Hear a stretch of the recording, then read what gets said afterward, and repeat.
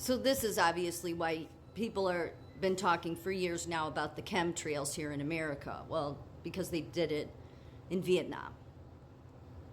Let's see, there was Agent White, there was Agent Pink, there was Agent Blue, there was Agent Orange. Yeah, Agent Orange being the most damaging.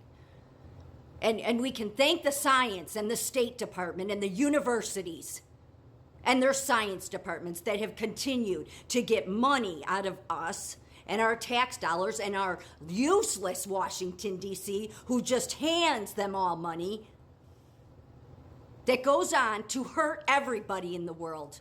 And these are the people that are going to head up health. These are the people that are heading up the universities, that are heading up the government. Are you out of your mind?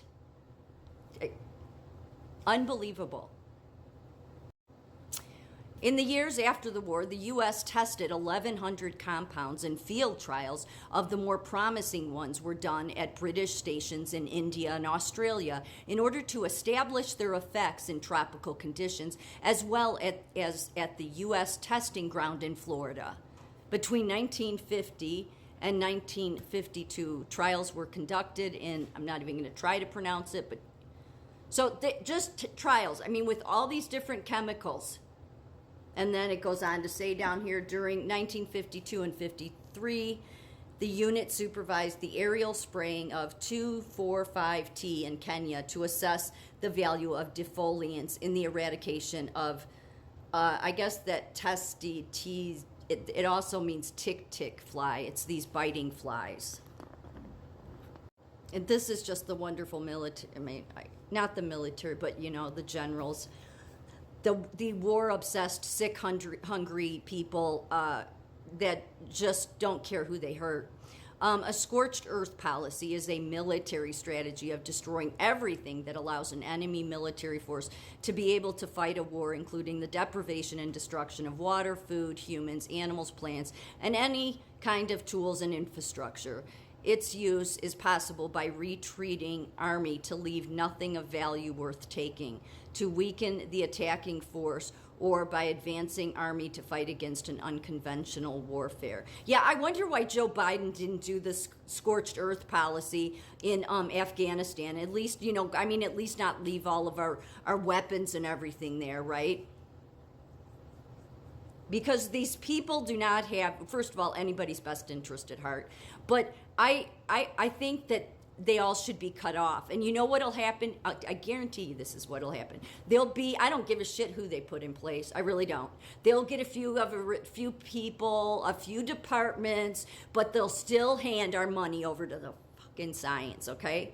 Because no, we need science. We need it to compete with Russia and to compete with China. You have to be made afraid so that they can still do their sick testing in the universities, sick scientists doing sick chemical testing everywhere. And what does it go on to do? Hurt everybody. And then for what, the next 100 years, we could just act like it's not happening and everything's fine. And the military keeps us safe.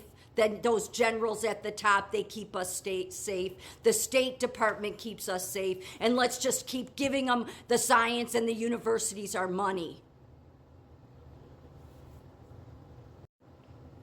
The first aerial spraying of herbicides was a test run conducted on August 10th, 1961 in the village of North Dock to against foliage. I'm sure I'm maybe pronouncing that wrong, but testing continued over the next year, and even though there was doubt in the State Department, the Pentagon, and the White House as to the efficacy of the herbicides, Operation Ranch Hand began in '62.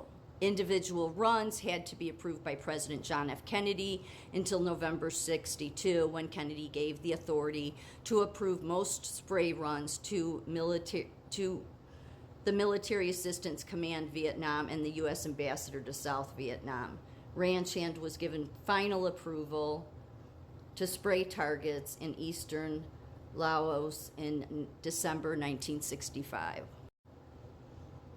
Just the biological activity of 2,4-D, as well as the similar hormone herbicides 2,4,5-T and MCPA, were discovered during World War II, a case of multiple discovery by 4 groups working independently under wartime secrecy in the United Kingdom and the United States.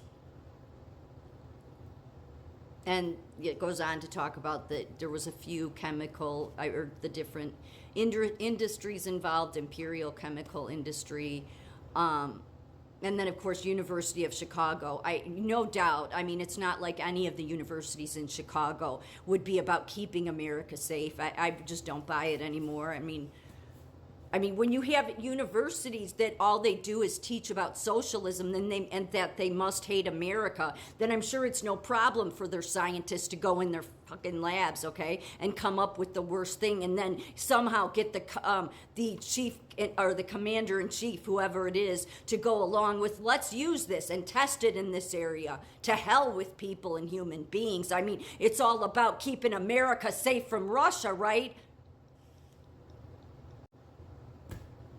And this was about Operation Ranch Hand, was a U.S. military operation during Vietnam War, lasting from 62 to 71, largely inspired by the British use of chemicals. Yeah, the Crown, the British Crown.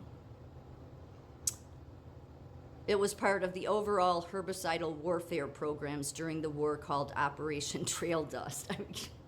To just think how many operations the Department of Defense with our universities, and then they have all these genome labs up and want to know all our information. Are you kidding me? There should never be one more dollar. I don't care what excuse people want to make. No, we must do it. We must do it. No, you always sacrifice human beings to do it. You're not of a strong, solid mindset. The scientists, these genome labs, this sickness with the hospitals all merging now with the British Crown, the whole thing is sick. All of them need to be cut off. There's been enough people hurt. When the science itself doesn't give a shit who it hurts, then should we really be funding it anymore? The answer is no, because clearly we don't have people of sound mind in science.